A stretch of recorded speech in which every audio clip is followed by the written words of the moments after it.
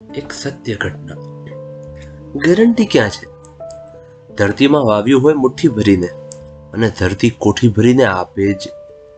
ને બેંકમાં મૂક્યું હોય થેલી ભરીને અને બેંક થેલો ભરીને આપે જ.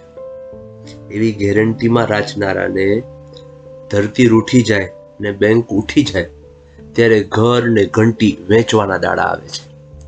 પણ આ કથા વાંચીને તમે જ બોલી ઉઠશો કે અહીં તો દાણો દેનારને ડેલો ભરીને મળે છે, ટીપું પાનારને તળાવ ને કણ દેનારને મણ ને ટન મળે છે, 100% ગેરંટીની સાથે. સવારનો તડકો આકરો બન્યો હતો. એક 12-13 વર્ષનો ગરીબ છોકરો સ્કૂલની ફી ભરવા ઘેર ઘેર જઈને વસ્તુઓ વેચતો.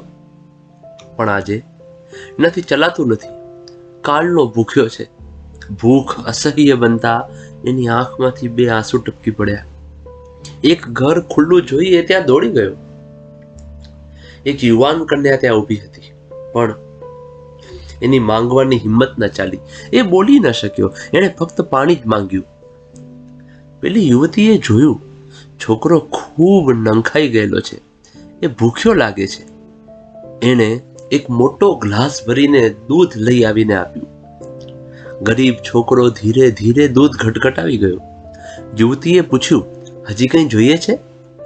ગરીબ છોકરો બોલ્યો, આનું મારે શું આપવાનું છે? એ વખતે યુવતી બોલી, મારી માતાએ શીખવ્યું છે આનું કંઈ ના લેવાય. ગરીબ છોકરો ગળગળો બની ગયો ને એટલું જ બોલ્યો, હૃદયથી તમારો આભાર. એના શરીરમાં ઊર્જા આવી ગઈ ને માનવતા પર ને પરમાત્મા પર એની શ્રદ્ધા દ્રઢ થઈ. વર્ષો વીત્યા. આ યુવતી મોટી થઈ. એક દિવસ અચાનક ગંભીર બીમારીમાં સપડાઈ. સ્થાનિક ડોક્ટરોની અથાગ મહેનત, પણ એની તબિયત વધુ લથડી. મોટા શહેરમાં મોટી હોસ્પિટલમાં એને એડમિટ કરવામાં આવી. છેલ્લે હોસ્પિટલે આ રોગને માટે સ્પેશિયાલિસ્ટ ડોક્ટરને બોલાવ્યા. ડોક્ટર હાવર્ડ કેલી આવ્યા. બધા જ ડોક્ટરોએ કહ્યું, સર કંઈ સમજાતું નથી. બાજુના ગામમાંથી આ પેશન્ટને 3 દિવસથી લાવવામાં આવ્યા છે. ડોક્ટર હાવર્ડ કેલીએ એ સ્ત્રીને તપાસી, એની ઢળેલી ડોક સીધી કરી. ડોક્ટરે એની આંખ, એનું મોઢું ચેક કર્યું ને ડોક્ટર ઊંડા વિચારમાં પડી ગયા હોય એવું લાગ્યું. સાથી ડોક્ટરોએ કહ્યું, વેરી સિરિયસ કેસ છે. ડોક્ટર હાવર્ડ કેલીએ અભ્યાસ, અનુભવ ને ઇન્ટરનેટ બધું જ કામે લગાડ્યું. ખર્ચાળ ને લાંબી ટ્રીટમેન્ટ પછી યુવતીનો રોગ નાબૂદ થયો. એ સાજી થઈ ગઈ. આજે એને રજા આપવાની હતી. ડોક્ટર હાવર્ડ કેલીએ હોસ્પિટલનું બિલ પોતાની પાસે મંગાવ્યું ને જરૂરી સૂચનાઓ આપી ને બિલની નીચે કંઈક લખ્યું ને બિલ પેશન્ટને પહોંચાડવા જણાવ્યું.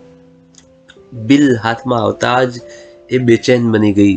બિલ વાંચવાની એની હિંમત ન થઈ, કારણ કે એને ખબર હતી આ ગંભીર બીમારીની ટ્રીટમેન્ટ કેટલી ખર્ચાળ થઈ હશે. ત્યાં જ ડોક્ટર કેલી આવ્યા.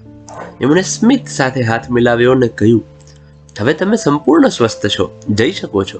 અને ક્યારેય તકલીફ પડે કે કંઈ પણ કામ હોય તો મને યાદ કરજો.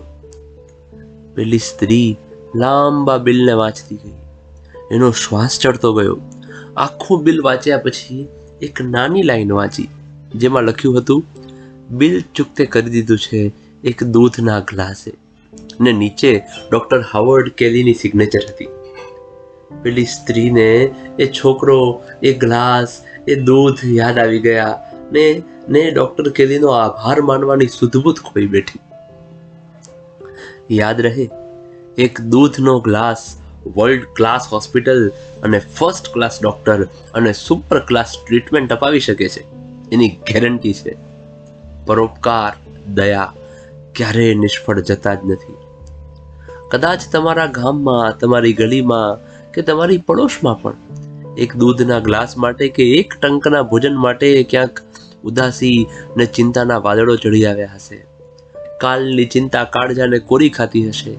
ખામોશ અને ઉદાસ બેઠું હશે આખું ઘર. તમે દીવડા પ્રગટાવી શકો કોક ઘરોમાં તો દિવાળીનો પ્રકાશ પથરાશે. આ એક સત્ય ઘટના છે. સમજી શકનાર વ્યક્તિને માથે જ સમજવાની જવાબદારી હંમેશા વધારે આવે છે.